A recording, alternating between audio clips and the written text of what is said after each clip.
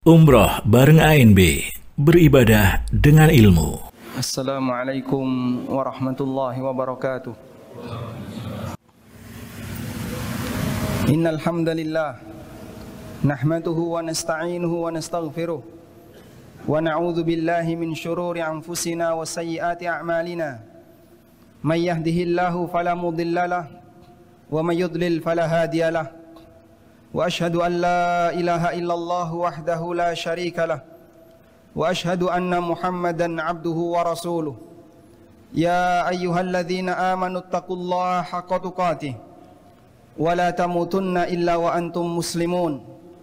Ya ayyuhan nasu taqu rabbakumul ladzi khalaqakum min nafsin wahidah wa khalaqa minha zawjaha wa batha minhuma rijalan katsiran wa nisaa'a wattaqullaha alladzi tasaaluna bihi wal arham innallaha kana 'alaikum raqiba.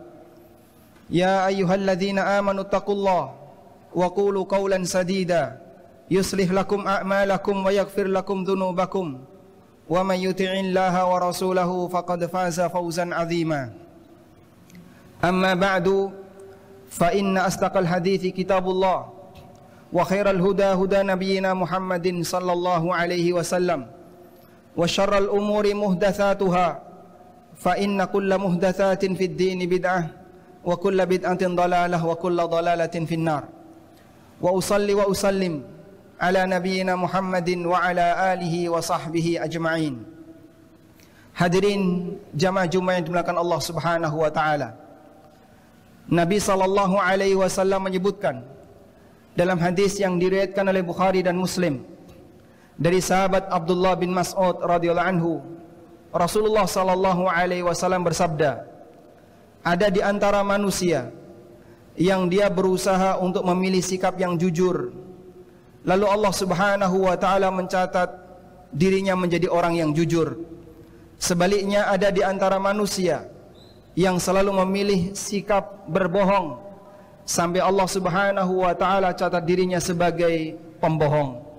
Rasulullah sallallahu alaihi wasallam bersabda, "Alaikum bisidqi, fa inna sidqa yahdi ilal bir, wa innal birra yahdi ilal jannah, wa la yazalu ar-rajulu yasduq wa yataharra as-sidqa hatta yuktaba 'indallahi siddiqan." Jadilah orang yang selalu komitmen dengan kejujuran dan selalu memilih untuk jujur. Karena sesungguhnya kejujuran itu akan mengantarkan kepada kebaikan, dan kebaikan mengantarkan ke surga. Ada sebagian di antara manusia yang dia selalu bersikap jujur dan memilih untuk jujur, sampai Allah Subhanahu wa taala mencatat dirinya sebagai orang yang jujur. Kemudian Nabi sallallahu alaihi wasallam berikan peringatan, "Iyyakum wal kadzib, fa innal kadziba yahdi ilal fujur, wa innal fujura yahdi ilan nar." Hati-hatilah dengan kedustaan. Sesungguhnya dusta itu mengantarkan kepada tindakan durhaka, dan orang yang durhaka pasti akan mengantarkannya kepada neraka. Wala yazalur rajulu yakdzib wa yataharral kadzib hatta yuktaba 'indallahi kadzaban. Ada sebagian di antara manusia yang selalu berdusta, dan dia lebih senang untuk berdusta hingga Allah catat dia sebagai pendusta. Hadis ini memberikan pelajaran kepada kita bahwa terkadang sifat melekat pada diri manusia karena kebiasaan dan karena pembiasaan. Sehingga bisa jadi ada orang yang dilahirkan sebagai orang yang baik, namun karena dia berada di lingkungan orang yang sering berbohong, tidak jujur, tidak amanah, akhirnya dia tertular dengan sifat itu. Dan kemudian Allah Subhanahu wa taala mencatat dia, Allah tetapkan dia sebagai pembohong. Sebaliknya ada orang yang barangkali karakter jujurnya tidak maksimal, namun karena dia selalu berlatih untuk jujur, maka Allah Subhanahu wa taala mencatatnya sebagai orang yang jujur. Sebab dengan adanya kebiasaan, maka itu akan menjadi sifat yang melekat pada dirinya. Dalam hadis yang lain diriwayatkan oleh Abu Darda radhiyallahu anhu, Nabi sallallahu alaihi wasallam bersabda, "Innamal ilmu bitta'allum wa innamal hilmu bittahallum." Sesungguhnya ilmu itu hanya bisa didapatkan dengan proses belajar, dan orang bisa menjadi lemah lembut karena dia selalu berlatih untuk lemah lembut. Lalu Nabi SAW mengatakan, wa may yataharral khaira yu'ta wa may yattaqi syarra yuwaqqah. Siapa yang selalu berusaha untuk memilih yang baik, maka Allah akan anugerahkan kepadanya sifat yang baik. Sebaliknya barang siapa yang berusaha untuk menghindari keburukan, maka Allah Subhanahu wa taala akan jauhkan dirinya dari sifat keburukan. Jamaah dimuliakan Allah Subhanahu wa taala, kita masih memiliki PR yang sangat besar berkaitan dengan keberadaan sebagian instansi baik di dunia pemerintahan maupun di dunia swasta, di mana mereka membiasakan dalam instansi itu kedustaan dan kebohongan. Ada aneka kwitansi yang tidak ada isinya. Ada juga bentuk perjalanan dinas yang sebenarnya itu hanya fiktif. Ada juga bentuk rapat yang tanda tangannya tidak pernah hadir, dan aneka kedustaan yang lainnya. Dan yang namanya kedustaan pasti menuntut kedustaan berikutnya. Karena ketika seseorang ingin menutupi kedustaan, maka dia harus berdusta berikutnya. Karena itu Nabi SAW mengatakan, iyyakum wal kadhib fa innal kadhiba yahdi ilal fujur. Hati-hatilah dengan kedustaan, karena satu kedustaan akan mengantarkan manusia kepada al-fujur. Apa yang dimaksud dengan al-fujur? Syarah yang disampaikan oleh para ulama, al-fujur adalah al-imbi'ath ilal ma'asi, semangat untuk selalu menjaga maksiat, sehingga manusia menjadi orang yang istiqamah berbuat maksiat. Awalnya adalah karena dia suka berdusta, sehingga kemudian ketika kedustaan itu harus selalu ditutupi, maka ada satu orang yang barangkali jujur di tempat itu. Dia ada dua pilihan. Yang pertama, dia harus ikut arus sebagaimana yang lainnya, sehingga dia harus berbohong sebagaimana yang lain untuk menutupinya. Atau yang kedua, dia harus lebih memilih untuk menyingkir agar tidak bercampur bersama mereka. Dan subhanallah, satu kedustaan menyusul kedustaan berikutnya sampai akhirnya menjadi sebuah sistem. Kalau sudah jadi sebuah sistem, benarlah apa yang dikatakan oleh Nabi SAW, wala yazalur rajulu yakdzib wa yataharral kadzib hatta yuktaba indallah kadzaban. Dan ada orang yang dia terus berdusta.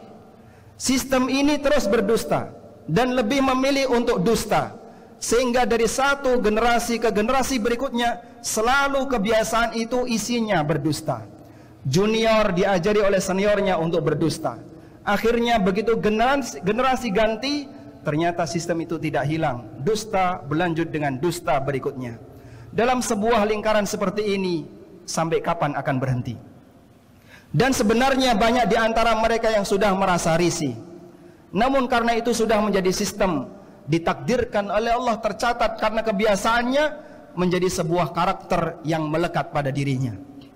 Hadirin yang dimuliakan Allah Subhanahu wa taala, kita tahu bahwasanya yang namanya berdusta enggak ada satupun agama yang membenarkannya. Islam tidak pernah membenarkan kedustaan. Agama yang lain juga tidak ada yang membenarkan kedustaan. Meskipun orang yang melakukannya sangat banyak dan mereka adalah manusia yang beragama.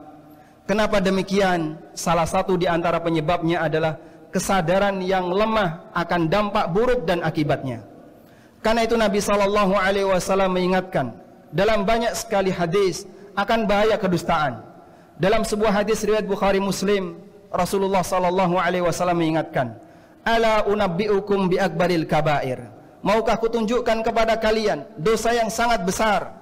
Kemudian sahabat mengatakan, bala ya Rasulullah, tentu ya Rasulullah. Kemudian Nabi SAW bersabda, al-isyraku billah wa uququl walidain wa qauluz zur wa syahadatuz zur. Dosa-dosa besar itu adalah pertama berbuat syirik kepada Allah. Yang kedua durhaka kepada kedua orang tua. Kemudian Nabi SAW menyebutkan yang ketiga, wa syahadatuz zur wa qauluz zur, dan beliau mengulang-ulang itu sampai sahabat mengatakan la'allahu sakata. Kenapa Nabi SAW enggak diam? Beliau ulang-ulang lagi, syahadatuz zur wa qauluz zur, persaksian dusta, ucapan dusta, tanda tangan dusta, ada laporan dusta, perjalanan fiktif, dan aneka kebohongan yang terjadi di dalamnya. Jamaah dimuliakan Allah Subhanahu wa taala, dosa ini disebutkan oleh Nabi SAW dalam deretan dosa-dosa besar sebelumnya. Berbuat syirik kepada Allah, dan yang kedua durhaka kepada kedua orang tua. Dan lingkaran itu menyeluruh, sehingga kadang ada sebuah perusahaan swasta, dia kalau ingin menang tender maka harus main kedustaan. Ada sebuah toko, kalau dia ingin mendapatkan pelanggan dari instansi tertentu, dia harus siap menyediakan kwitansi kosong. Bahkan sampai unit yang terkecil dalam lingkungan masyarakat, hubungan antara masyarakat dengan ketua RT-nya untuk minta tanda tangan, kadang seperti itu. Dan ketika itu sudah menjadi kebiasaan bersama di sebuah masyarakat, maka itu akan menjadi sifat yang melekat secara keseluruhan.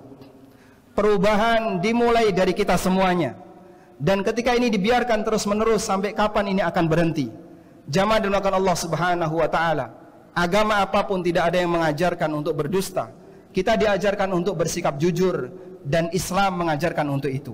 Maka kita sangat yakin bahwa ajaran agama Islam ketika disampaikan di tengah masyarakat tidak akan mungkin merugikan instansi manapun, baik instansi swasta apalagi milik negara.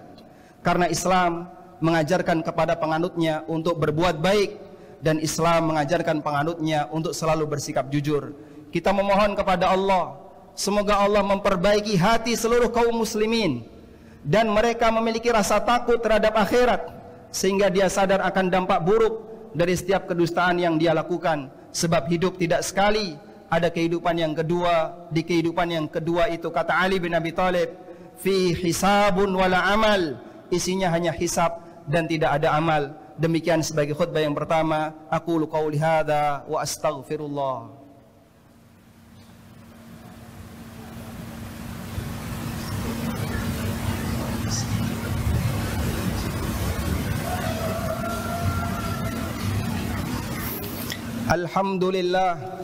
Alhamdulillahilladzi hadana lihadza wa ma kunna linahtadiya laula an hadana Allah. Laqad jaa rusulu rabbina bil haqq wa nudu an tilkumul jannatu uristumuha bima kuntum ta'malun. Wa ashhadu an la ilaha illallah wahdahu la syarika lah wa ashhadu anna Muhammadan abduhu wa rasuluh. Ya ayyuhalladzina amanu taqullaha wa kunu ma'as sadiqin. Jamaah dimuliakan Allah Subhanahu wa taala, di antara bahaya yang lain yang tidak kalah penting untuk kita ingatkan adalah kebiasaan memberikan sogok dan riswah. Semua bentuk sogok, perlu kita ingat jamaah, adalah laknat. Dalam sebuah hadis dari sahabat Abdullah bin Amr bin As radhiyallahu anhuma, beliau mengatakan, la'ana Rasulullah sallallahu alaihi wasallam ar-rashi wal murtashi. Rasulullah sallallahu alaihi wasallam melaknat orang yang memberikan sogok dan yang menerima sogok. Perlu diingat bahwa yang terkena laknat tidak hanya satu pihak, tapi kedua belah pihak. Sehingga yang memberikan sogok, yang memberikan suap maupun yang menerima suap, dua-duanya dilaknat oleh Rasulullah sallallahu alaihi wasallam. Siapapun muslim yang mencintai Nabi SAW, tentu dia sangat berharap bisa ketemu Rasulullah SAW. Dan beliau SAW menjanjikan dalam hadis riwayat Muslim dari sahabat Abu Hurairah radhiyallahu anhu, beliau mengatakan, wa ana faratukum alal haud, aku tunggu kalian di telaga. Sehingga siapapun di antara umat beliau akan bisa menemui Rasulullah SAW kelak di yaumil akhir. Namun bayangkan, apabila ada sebagian di antara manusia yang ingin ketemu Nabi SAW, tapi Nabi SAW mengutuknya, Nabi SAW melaknatnya, apa yang bisa anda bayangkan? Dalam posisi ketika dia ingin ketemu, ingin dekat dengan Nabi SAW, tapi Rasulullah SAW mengutuk orang ini, melaknat orang ini. Kira-kira apakah dia bisa bertemu Rasulullah SAW, jamaah? Maka hindarilah segala bentuk perbuatan dosa yang di situ berisi ancaman laknat dari Rasulullah SAW, karena kita ingin disayang oleh Nabi kita. Kita ingin ketemu beliau, mendapatkan syafaat beliau. Namun ada sebagian di antara manusia yang dilaknat dan dikutuk oleh Nabi SAW. Dan ingat, dalam setiap kebiasaan sogok seperti ini pasti selalu diiringi dengan kedustaan. Sebagaimana yang Allah Subhanahu wa taala ceritakan dalam Al-Qur'an, menyebutkan tentang sifatnya orang-orang Yahudi. Allah Subhanahu wa taala mengatakan, samma'una lil kadzib akaluna lis-suhd. Di antara karakter Yahudi itu samma'una lil kadzib, mereka senang mendengarkan kedustaan, akaluna lis-suhd, dan suka memakan as-suhd. As-suhd tafsirnya adalah sogok. Sehingga ketika seseorang bekerja dan dia tidak normal aktivitasnya, pasti dia akan tutupi. Ada bagian keuangan yang nggak beres, pasti akan dia tutupi.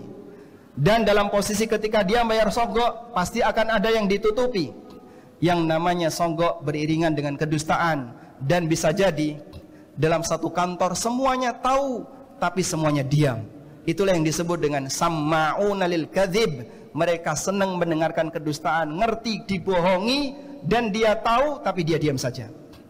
Kita sebagai hamba Allah yang menghendaki lingkungan ini bisa menjadi baik, aktivitas yang kita lakukan bisa menjadi baik, butuh kerjasama yang maksimal.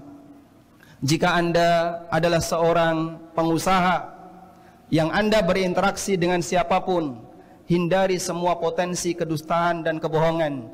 Nabi SAW bersabda, man ghasyana falaysa minna.